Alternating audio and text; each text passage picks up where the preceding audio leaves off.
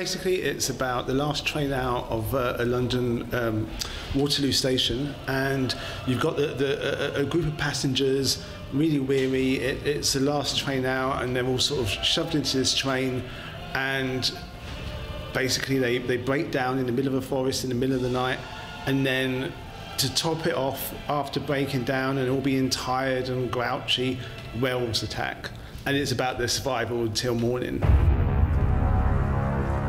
Good evening, ladies and gentlemen. This is your guard speaking. I'd like to welcome you aboard the 2359 service to Eastbrook.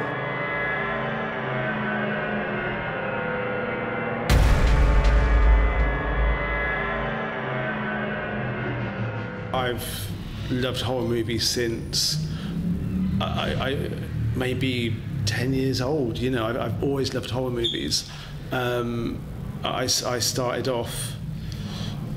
I mean, especially, I suppose that the moment that really shaped me into loving horror movies was the sort of Friday 13th, the Nightmare on Elm Streets, Evil Dead, Texas Chainsaw Massacre, that sort of time of great slasher movies and great horror movies and John Carpenter movies, all those just, you know, my whole childhood was basically spent watching movies and mostly horror movies. In those days, you know, you go to the video shop and no one cared in those days. You know, I'd be, I don't know, 12 years old, and I'd go and get Evil Dead and take it home and watch it. And, you know, like my father, he was like, well, what are you watching?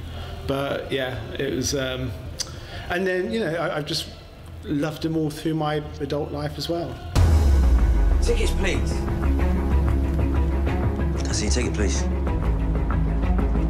After doing prosthetics and makeup effects for 20 years, I think there's a point where you've done everything there, and I'd always wanted to direct. It was something that, as I got so busy with the prosthetics, I was still writing and I was still wanting to do things, but you know, there were times where I'd be working on 10 movies a year, and there was one point where I just said, you know something, I've got to make my first movie. I was getting into my late 30s, and I said to a producer friend, Michael Riley, I said, we've got to make a movie. And we'd always talked about doing a movie together, and that's where we came up with The Season House.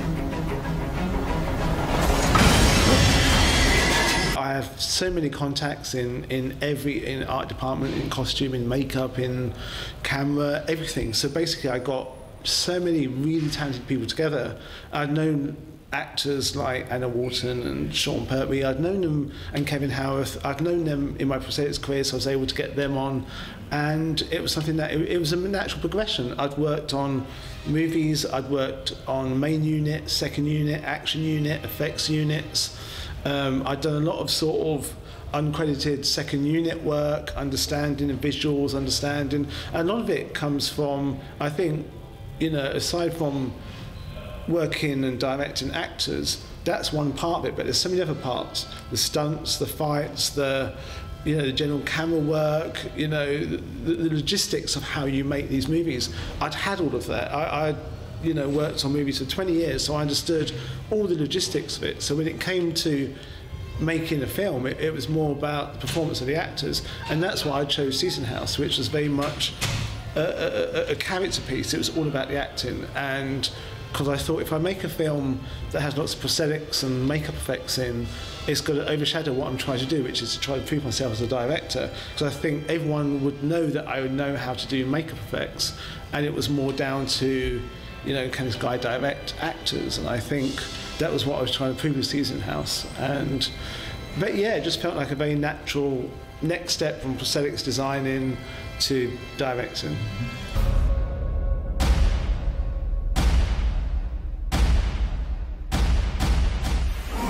My producers, Ed King and Martin Gentles, they've done a brilliant job. Film's going to take years to raise financing, and they came to me with a script, and they said, we've got this Howl, you know, do you fancy it? Do you? And, you know, I took the script and I really liked the script. I think from them offering me the job, it took a year and a half to get funded, which is a very short time nowadays for movies. So that was what they did. That was all their hard work.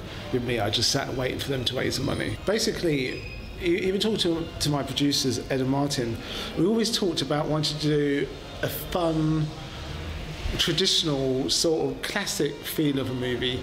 You know, we weren't trying to reinvent the genre, we weren't trying to be innovative in any way. We just wanted to do a cool, warm, throwback movie that has a lot of contemporary sort of themes, contemporary effects. And just, you know, a lot of it was really about just doing something warm, fun, and a popcorn horror. We seem to have broken down just outside Eastborough. What does the driver say? Is the train broken down or not? As much as I love 35mm and film, digital, you can do so much. It's so much quicker. It's quicker to light. Post-production is easier. And I like the look of digital. A lot of people, you know, they really love, you know, the look of film only, but I like digital. So it was the Alexa, and I think it gave a nice look to our movie. We always talked about shooting it as wide as possible. Considering we're on a train to shoot wide, it was something that we always agreed to do. The station can't be more than, what, 2 miles walk? We follow the tracks, we'll all stay together. I don't see there'd be a problem. Paul Francis, who is my composer, and he did Season House, we talked about doing something that was a little bit bleak, a little bit nihilistic, but exciting at the same time. He's very much totally understands what I like, and he's so quick, and you know, it was just that whole thing of we want a little bit of traditional themes in there, but twist in a bit of bleak nihilism as well. What is it? Run! Back on the train, everyone! Go, go, go! It's coming!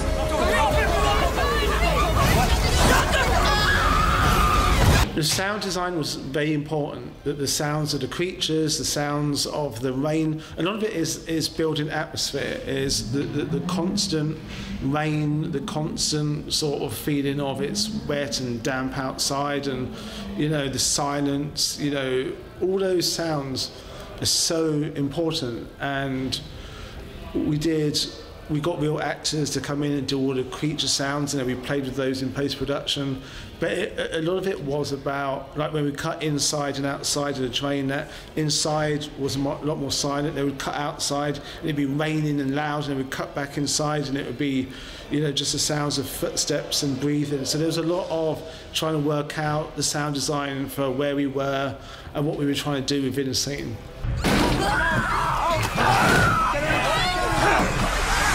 Casting was great. Ed Spielers was our lead actor, who he'd done Downton Abbey, Aragon, and we talked a lot about the role of Joe as this everyday train guard, and you know, where he was in his life and why he was so down and that he'd failed in life, and then basically what, you know, the whole sort of alpha male between him and Adrian, played by Elliot Cowan, and they're sort of they're always trying to be one up in each other, and you know, he totally got it. We talked a lot about his character and the character arc of going from zero to hero and kind of failing at the end, but still, you know, although he gets transformed, he'd kind of failed in his mission. However, he had won the alpha male competition with Adrian.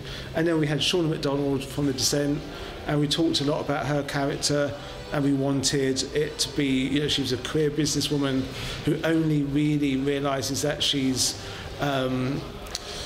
sort of thrown away all of the time that she could have spent with her kids as a mother, and it's only the threat of death that she realises how much she's lost, and then obviously she dies. And then Rosie, I'd worked with in Season House, and she was really pleased to be doing a film with me where she actually talks. So she was great as an annoying teenager. Elliot Cowan I'd worked with before, and I thought he was always perfect for Adrian.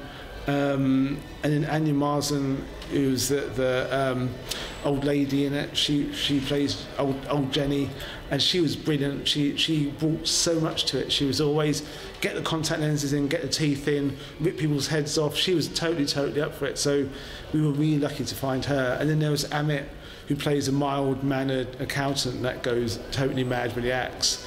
And you know, he was great to work with because he's very much like Matthew. He's very mild-mannered and never lets anything get to him, but he can really go for it if the pressure's on.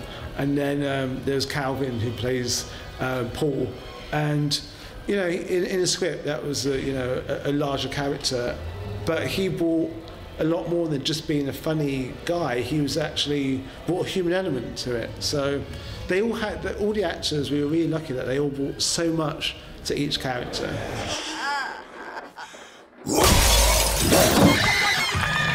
It's not a gory movie, and to be honest with you, most of the gore happens in a werewolf. And with the British censors, as long as you kill the monster, you know, and you kind of leave the humans alone, you get away with anything. So I was able to have my stabbed in the eye and the fire extinguisher in the face because it was all done to the creature. It's back.